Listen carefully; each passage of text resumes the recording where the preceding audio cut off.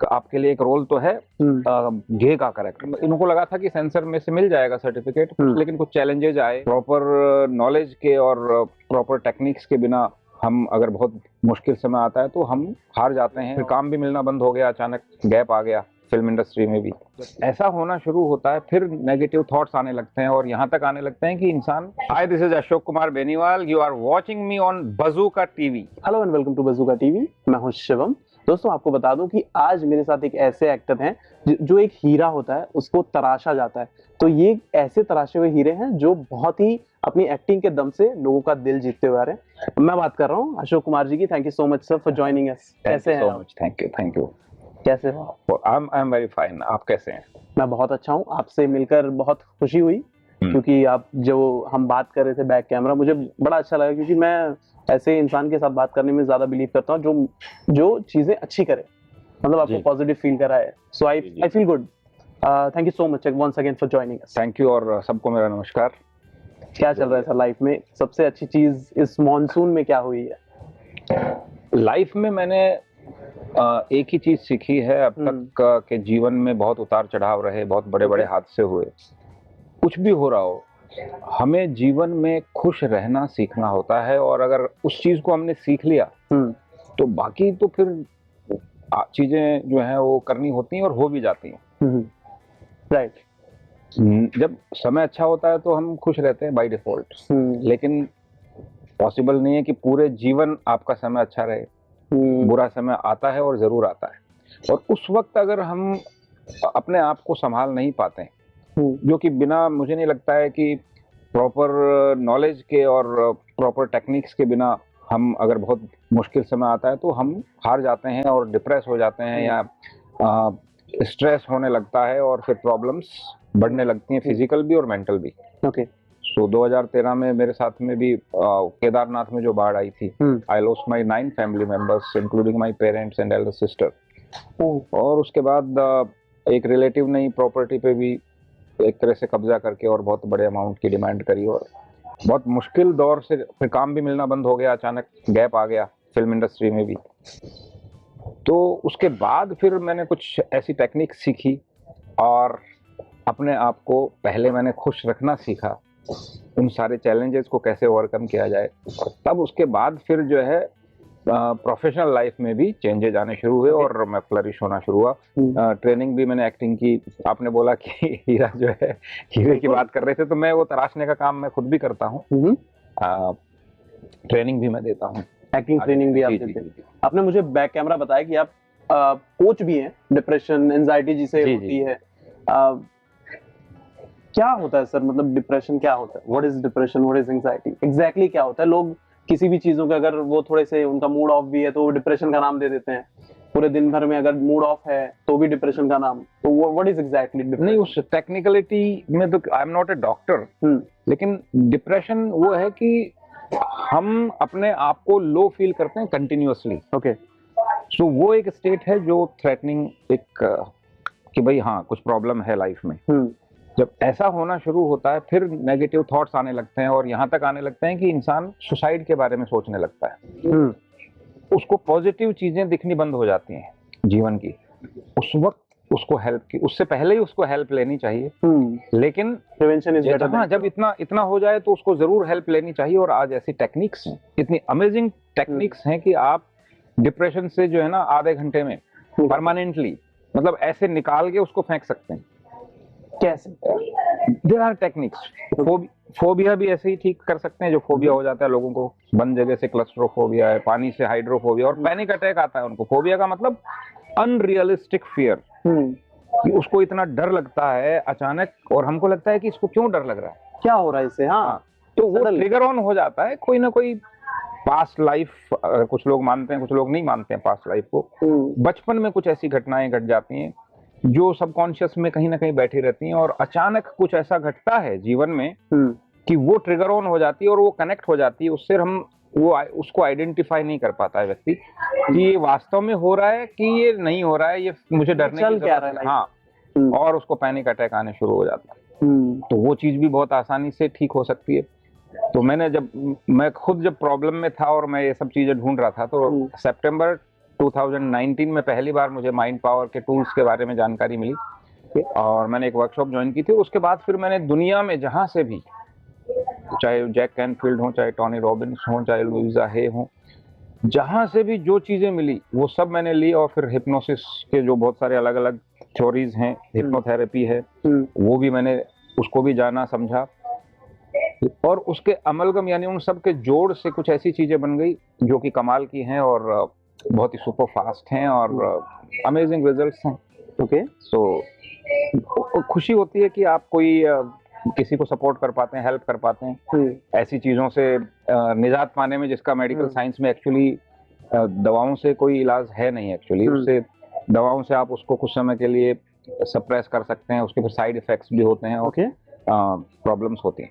सो बात करें आपकी रिसेंट रिलीज की विच इज JNU, कैसा रिस्पांस आ रहा है लोगों से? क्या कुछ कमेंट्स आपने पढ़े पर्सनली? आजकल तो इंस्टाग्राम पे लोग पढ़ सकते हैं कि भाई हाँ लोग क्या सोच रहे हैं हमारी फिल्मों के बारे में, जो भी चीज है। जी जी, जहांगीर नेशनल यूनिवर्सिटी, हाँ, ये क्या हो गया, इसका टाइमिंग थोड़ा सा मिसमैच हो गया। इलेक्शन से पहले रिलीज करना चाहते थे प्रोड्यूसर्स इसको और उस वक्त पब्लिसिटी शुरू भी कर दी थी इन्होंने, गाने भी लॉन्च कर दिए थे, पोस्टर भी लॉन्च हो गया था और थिएटर्स में इवन होर्डिंग्स भी लग गए थे। ओके, लेकिन कुछ चैलेंज, इनको लगा था कि सेंसर में से मिल जाएगा सर्टिफिकेट, लेकिन कुछ चैलेंजेज आए क्योंकि आचार संहिता भी लग गई थी। एग्जैक्टली क्या हुआ वो तो मुझे नहीं मालूम, लेकिन फिर उसको पोस्टपोन करना पड़ा और रिलीज अब हुई बाद में, इलेक्शंस के बाद।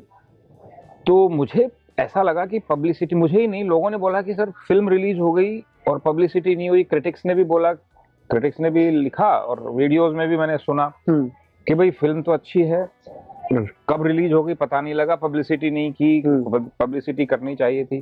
तो क्या इश्यूज हुए मुझे नहीं पता है, लेकिन फिल्म की जिन्होंने भी देखी, फिल्म की बहुत तारीफ करी। ओके, और आई एम लकी कि इसमें विनय शर्मा जी, जो कि इसके राइटर प्रोड्यूसर हैं, जो जिन्होंने जिला गाजियाबाद फिल्म लिखी थी, तब से मैं उनसे संपर्क में था और बहुत अच्छे मेरे मित्र हैं।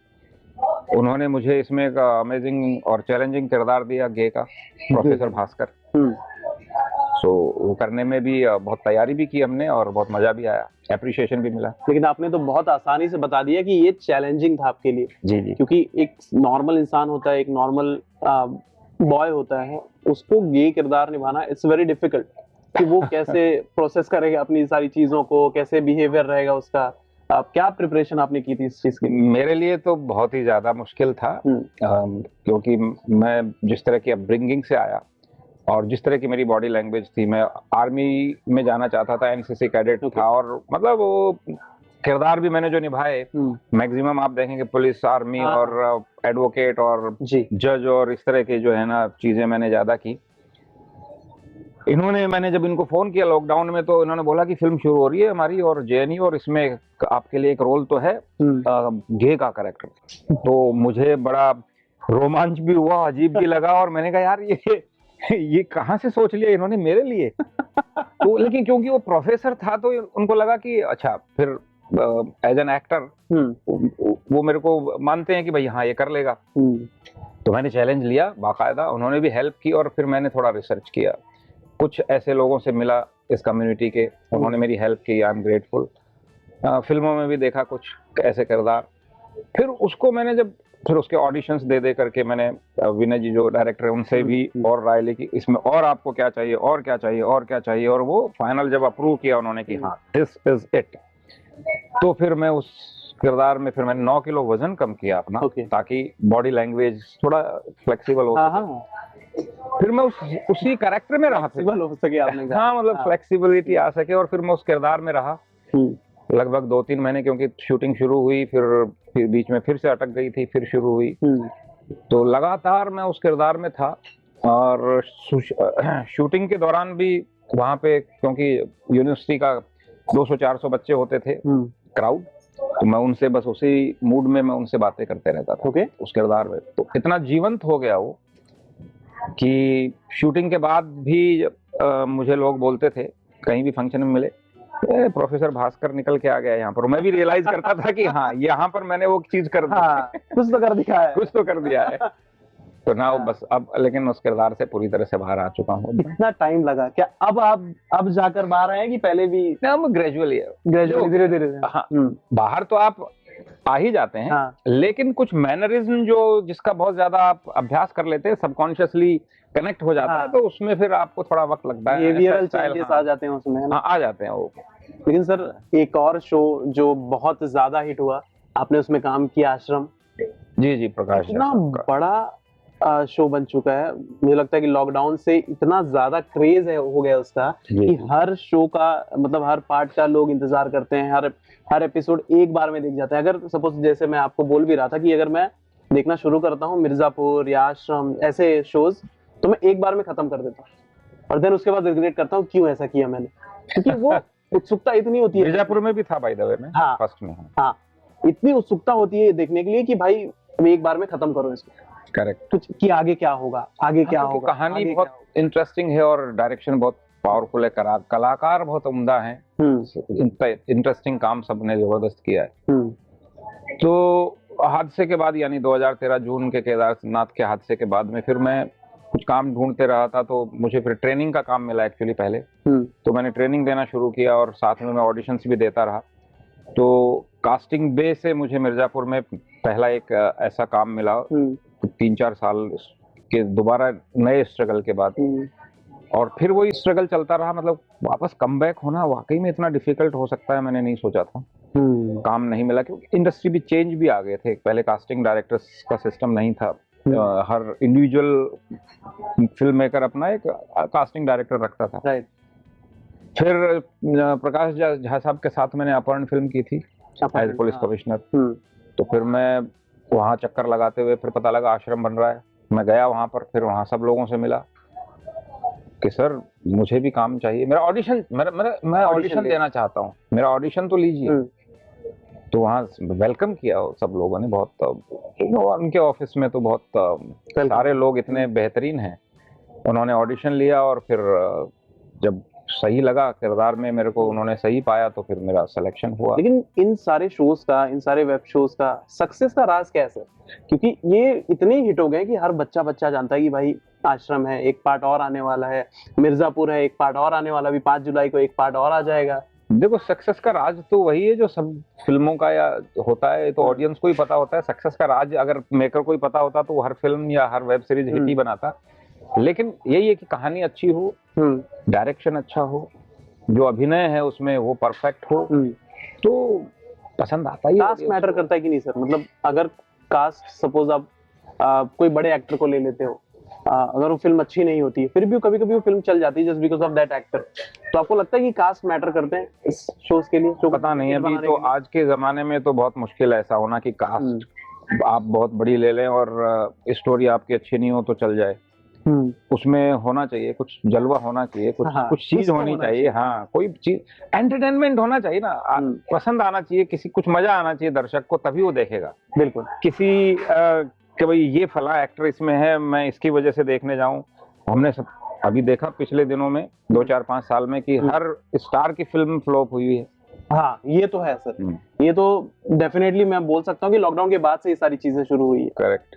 लॉकडाउन के बाद से एक यूं कह सकते हैं कि एक कैंपेन चल गया था पूरे सोशल मीडिया की, बॉलीवुड का जो बोलते हैं ना कि बुरा समय आ गया है, साउथ फिल्में ज्यादा चल रही है, कुछ इस तरह की बातें भी, इस तरीके की बातें चल रही। पर ऑडियंस जो है ना ओटीटी के आने के बाद ऑडियंस अपग्रेड हो गई है, उनको टेक्निकली नॉलेज आ गया है और चॉइस मिल गई है इतनी कि भाई अच्छा नहीं है तो क्यों देखूं मैं, चेंज कर सकता है तुरंत दूसरा प्रोग्राम, इतने ऑप्शंस इतने हैं, वैरायटी इतनी है। तो और फिर टेस्ट भी तो डेवलप होता है ना, आप एक चीज एक लेवल पे होते हैं फिर दूसरे लेवल पे पहुंचते हैं, फिर आप, तो ऐसे ही अपग्रेड बॉलीवुड को भी अपग्रेड होना पड़ा और हो रहा है और होना भी चाहिए। हर चीज अपग्रेड होती जा रही है। बच्चे देखिए ना, हमारे जमाने में 85 90 से ऊपर तो सुनते ही नहीं थे, 90% परसेंटाइल से नीचे ही होता था। और धीरे धीरे जनरेशन कितनी अपग्रेड हो गई है अभी। बिल्कुल, अच्छे मतलब 90% से ऊपर तो ऐसे 90-91 आया तो मतलब कि भाई मजा नहीं आया ऐसा बोलने। हाँ, मजा नहीं आया, क्या बात कर रहे हो भाई। मेरिट में आता था 88-89% वाला, तो उस वक्त राजस्थान में उस टाइम तो बड़ी बात होती, बैनर्स लगते थे। तो मतलब पता नहीं, ये अपग्रेड जो है वो जनरेशन भी अपग्रेड हो रही है। नई जनरेशन भी। बिल्कुल बिल्कुल। Thank you so much sir, it was lovely talking to you. Thank you. Any upcoming projects that you would like to share with us? हाँ, डेफिनेटली। 2-3 प्रोजेक्ट्स हैं, तो उसमें से एक जो अभी पोस्टर लॉन्च हुआ, एक म्यूजिकल मॉडर्न लव स्टोरी है, मॉडर्न लव स्टोरी, जान अभी बाकी है। अच्छा। और ये एक इंडिपेंडेंट नए फिल्म मेकर हैं जिन्होंने फिल्म बनाई है, मिस्टर सत्यजीत मिश्रा जी।